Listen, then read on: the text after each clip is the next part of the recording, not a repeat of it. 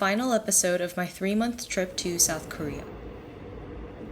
For my last week in Seoul, I decided to just revisit all my favorite neighborhoods and make sure to check off any missing bucket list items. This is part 3 of that last week, so make sure to go and rewatch parts 1 and 2 if you haven't yet. I also have a ton of other vlogs from the trip featuring different cities around Korea too. Today, we're starting the vlog in Gangnam. Pretty predictable, I know. One of my Portland friends told me to check out Fritz Coffee, and I promised her I would, so here we are. Just by looking at the branding for Fritz, it's giving retro, nostalgic Korea vibes. Let's go inside and check it out.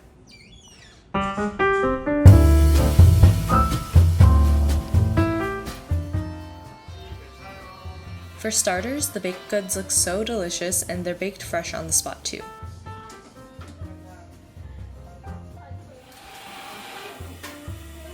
They also have an entire section of beans and merch. I am loving all of their designs.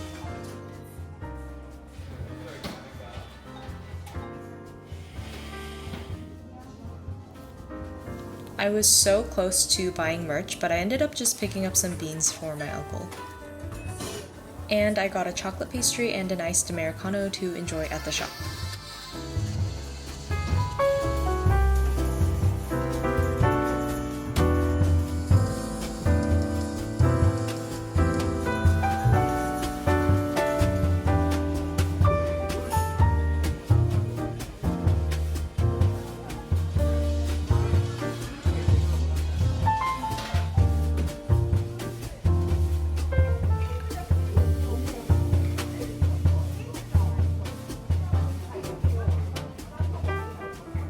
Managing video files is so much work as a vlogger, especially when I film on my phone.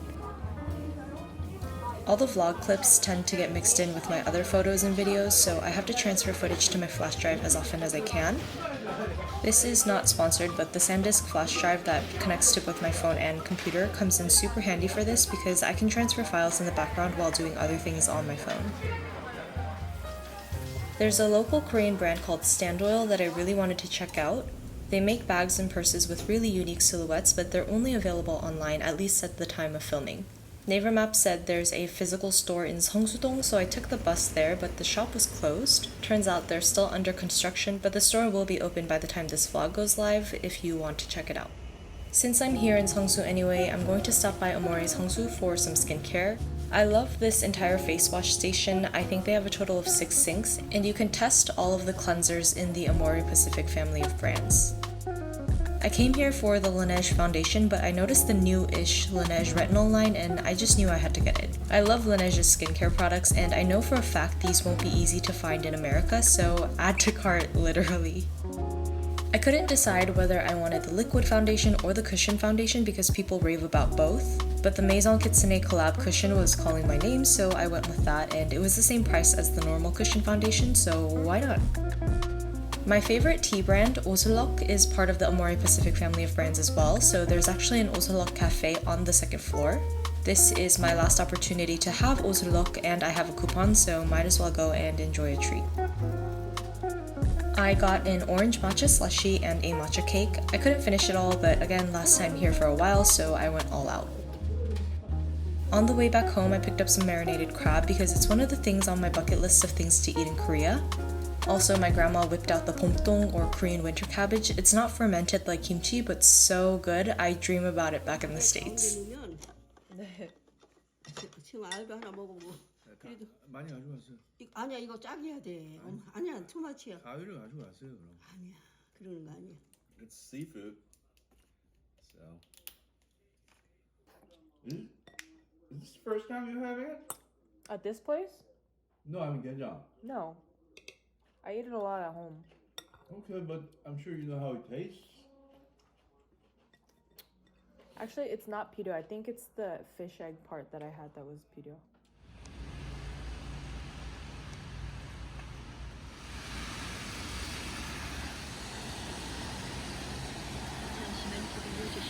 Good morning. Come with me to get my lashes done at the place that Twice and other Korean celebrities get theirs done.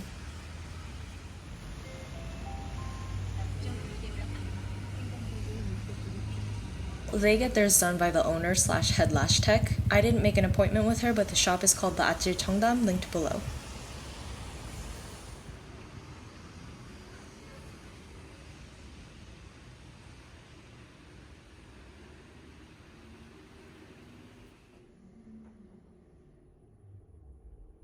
I actually chickened out of filming once I got inside, so I don't have footage of the actual session, but here's the interior, super cute.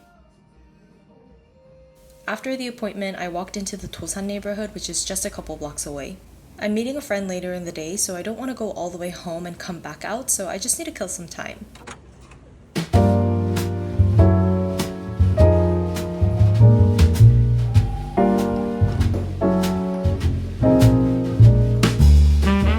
I'm going to chill at Camel Coffee for a bit, but there are also a couple museums and art galleries nearby, so I might check them out too.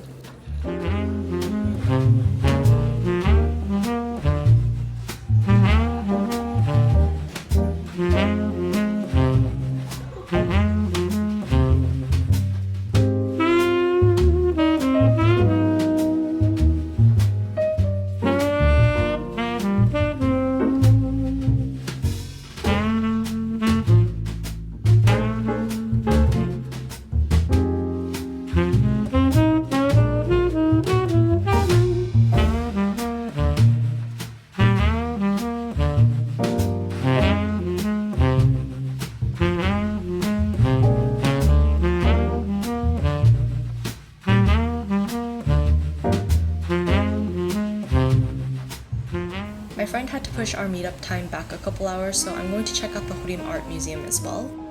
This museum houses a lot of old Korean artifacts, specifically Korean celadon and mother of pearl.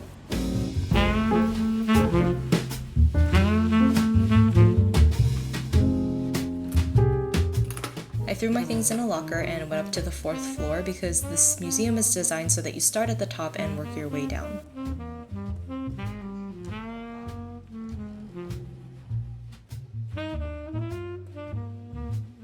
While I was slowly making my way through the 3rd floor, the security guard of that floor, a sweet older gentleman, came up to me and asked, "I'm genuinely curious, what do you feel when you look at these? Because you seem to be looking with such care." I responded, "I don't know how to explain it, I just feel a sense of awe and belonging." I went on to explain that I was born in America, raised far from these kinds of cultural assets and contexts. He then taught me some of the history behind the pieces and how they were created by slaves, never compensated for their mastery. Anyways, it was a really short and sweet exchange, and I continued on to the 2nd floor to see the white celadon and the mother of pearl pieces.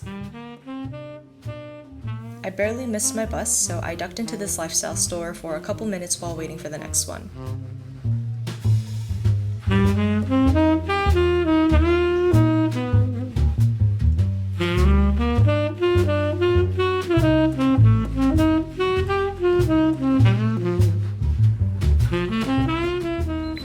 This bus brings back so many fond memories of the month I lived in Shinsadong. I would take the bus from Shinsadong to Apgujeong so many times a week. I mean, it's a short drive and the view is nothing special, but oh how I'm going to miss it. I arrived in Hannam-dong a little early, so I decided to explore some of the shops I haven't been to in the area. This is actually a Korean clothing store, Kolon Sport.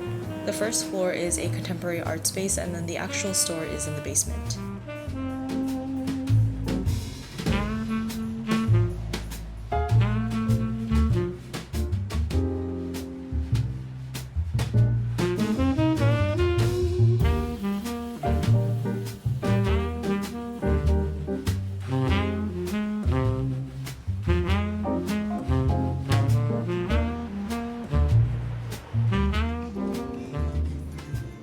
And this is a unique music and art library. I didn't check out the book section, but the main floor is full of vinyls that you can listen to. I'm assuming you can also purchase vinyls, but I didn't stick around long enough to check.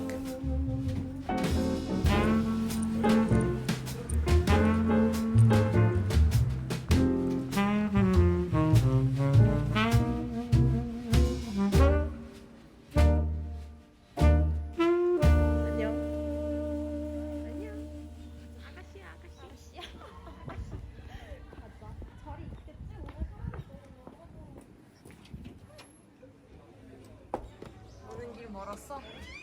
오는 길 멀었어?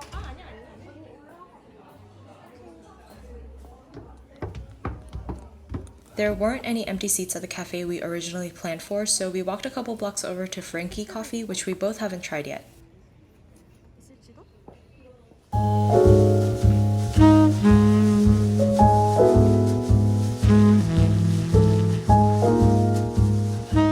We both got the signature Frankie Coffee, which is a soy latte. I never get lattes with soy, but this one was super rich and creamy. I might need to give soy another try. It's our last time together for the foreseeable future, so we are hesitant to say goodbye. We decided to get some dinner and chill at one more cafe before parting ways for good. 콩 안 먹어? 싫어 이거. 귀엽다. 나는 아기야. 나한테 뭐 애기 입맛이라고? 네가 저번에 얘기했던 것 같아. 진짜?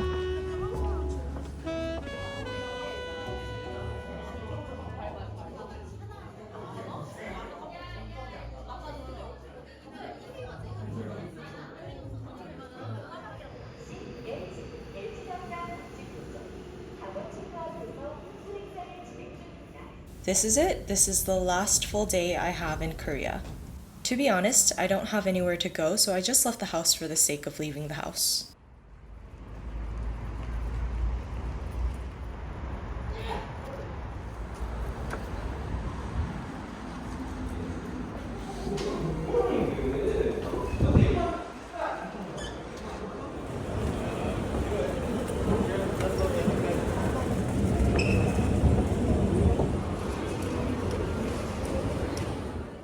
I don't remember what it was now, but there was something I wanted to buy at COEX, so that's where I started the day.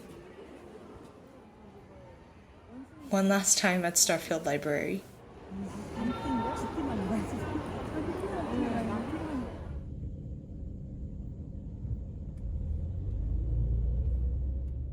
Then I took a taxi to Only Go because it's been on my list of restaurants to try, but they ended up being fully reserved for the day, so they couldn't seat me. Apparently it's the restaurant owned by Moon Se-hoon, the chef from Singles Inferno 1. That definitely explains the popularity. So now I have to find a backup plan for lunch. I landed on Eulji Darak, which is a Japanese fusion restaurant.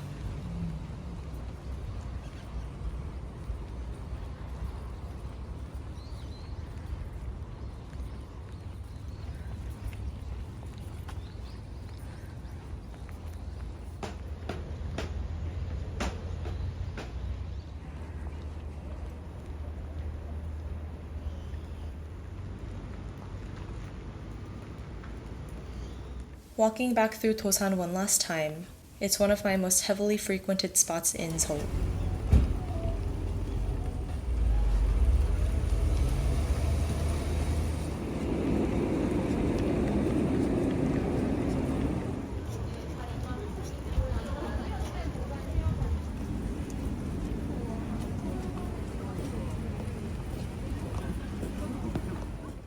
The restaurant is on the second floor of its building, and it's supposed to feel like a hidden spot behind this bookshelf.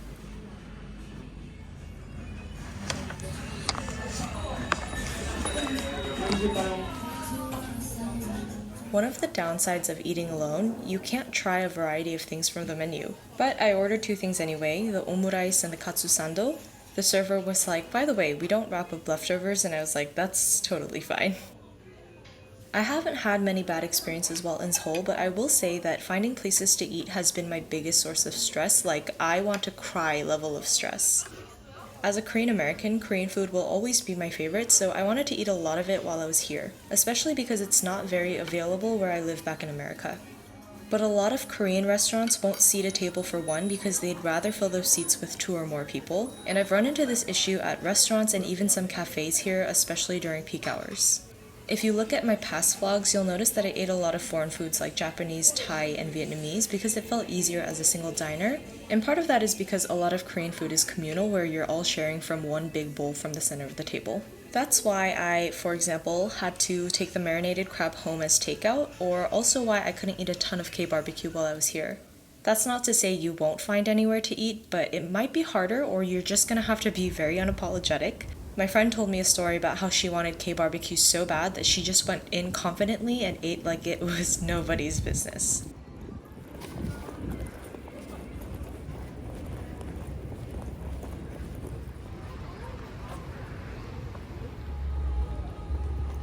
Not that I have anything much left to do or see, but I knew I wanted my last night to end in Shinsadong. If you've been following this series, you might remember that I stayed at an Airbnb in Shinsadong for a little over a month. It was the longest period of time I spent in one neighborhood, and I grew really attached to it. I ended up walking back through all my favorite alleys, walking by places of fond memories like Tambourines, 200 Cafe, Front Seoul, and Shinsajeon.